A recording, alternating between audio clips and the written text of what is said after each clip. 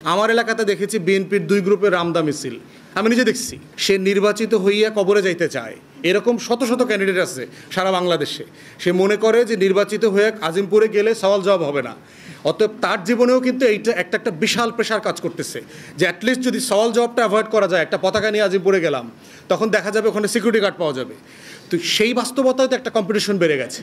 একটা কনস্টিটিউয়েন্সিতে এত প্রার্থী দেখলাম, 12 জন 16 জন, একটা বড় দল থেকে 20 জন পর্যন্ত ক্যান্ডিডেট দেখতে পাচ্ছি। এবং তার ভিতরে 4-5 জন আছে, 5 জনই শত শত কোটি টাকা খরচ করার মতো, এবং 5 জনেরই আপনার ভালো লোকবল আছে। তাহলে চিন্তা করে দেখেন কি পরিমাণ উৎপাত, ভায়োলেন্স সেখানে হবে। আমার এলাকাতে দেখেছি বিএনপির দুই গ্রুপের রামদা মিছিল। আমি নিজে দেখছি। এবং কয়েকশো লোক দুই পক্ষের রামদা মিছিল করতেছে। এই নির্বাচন কমিশনের অবস্থা হচ্ছে তাই আর কি, যে তার কথাবার্তা শুনেও ভালো লাগে, খারাপ না, ভালো নির্বাচনের কথা বলে টলে, রোড ম্যাপ দিচ্ছে, আচারে ব্যবহারে ভদ্র, কেউ দুর্নীতিবাজ বলে আমরা এখনও জানি না। কিন্তু আসলে একটা ডিসাইসিভ ভালো নির্বাচন করতে পারবে কি না, তার সাথে আমি আগামী ফেব্রুয়ারিতে সংসার করতে পারবো কি না, সেটার ব্যাপারে এখনও ভরসা পাইতেছি না। এই ভরসা পাওয়ার জন্য আরও কোন কোন জায়গাতে কাজ করা দরকার সেগুলো আমরা অ্যাড্রেস করলাম আর কি। এবং আমরা বোধ করছি এখনও সাফিসিয়েন্ট টাইম আছে। আপনি সারা বছর লেখাপড়া করেন নাই, কিন্তু 1 মাস আগেও যদি নীল খেতে যান, নোট টোট গুছায় গাছায়, আমরা 3 দিন আগেও তো পরীক্ষা দিয়ে পাশ করছি আর কি। তো তাদের পরীক্ষায় পাশ করার মতো, নোট জোগাড় করার মতো সময় এখনও আছে। নীল খেতের দোকানও ওপেন আছে। এই বাস্তবতাগুলো আমরা তুলে ধরলাম, যে আমরা বোধ করছি এই জায়গাগুলোকে অ্যাড্রেস করলে আস্থা আরও বাড়বে।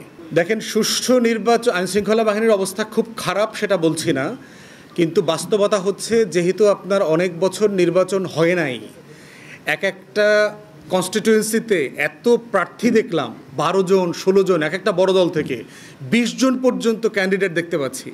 এবং তার ভিতরে 4-5 জন আছে, 5 জনই শত শত কোটি টাকা খরচ করার মতো, এবং 5 জনেরই আপনার ভালো লোকবল আছে। তাহলে চিন্তা করে দেখেন কি পরিমাণ উৎপাত, ভায়োলেন্স সেখানে হবে। আমার এলাকাতে দেখেছি বিএনপির দুই গ্রুপের রামদা মিছিল। আমি নিজে দেখছি।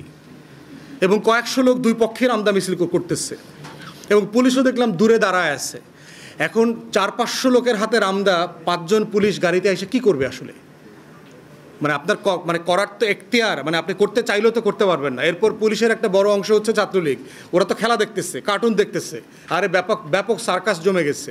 সার্কাস চলুক। তো সেই জায়গাতে আমরা বোধ করতেছি আইনশৃঙ্খলা পরিস্থিতি খুব খারাপ, বাস্তবতা তা না, কিন্তু বহু বছরের একটা নির্বাচন না পাওয়ার, এবং অনেকের আছে এটাই জীবনের শেষ নির্বাচন, সে নির্বাচিত হইয়া কবরে যাইতে চায়, এরকম শত শত ক্যান্ডিডেট আছে সারা বাংলাদেশে।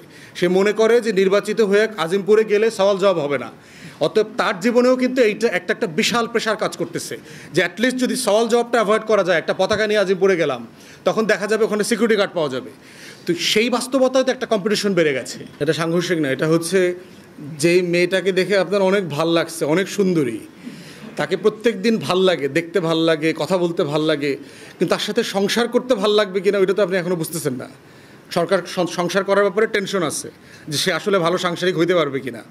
তো এই জন্য আমরা বোধ করছি যে এই টেনশনগুলো বাড়বে যত সময় আসতেছে, সেটাকে অ্যাড্রেস করার প্রস্তুতি নিতে হবে।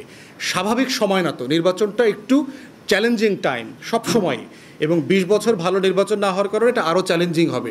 আওয়ামী লীগের একটা উস্কানি আছে, আপনি জানেন যে নির্বাচনকে কেন্দ্র করে হাসিনা কয়েক হাজার কোটি টাকা খরচ করবে শুধুমাত্র এখানে ঝামেলা করার জন্য, উৎপাত করবার জন্য। অতএব সেটাকে তো অ্যাড্রেস করতে হবে। এই জন্য প্রস্তুতিটা আরও ডিসাইসিভ, আরও অর্গানাইজড হওয়া দরকার বলে আমরা বোধ করছি। ধন্যবাদ।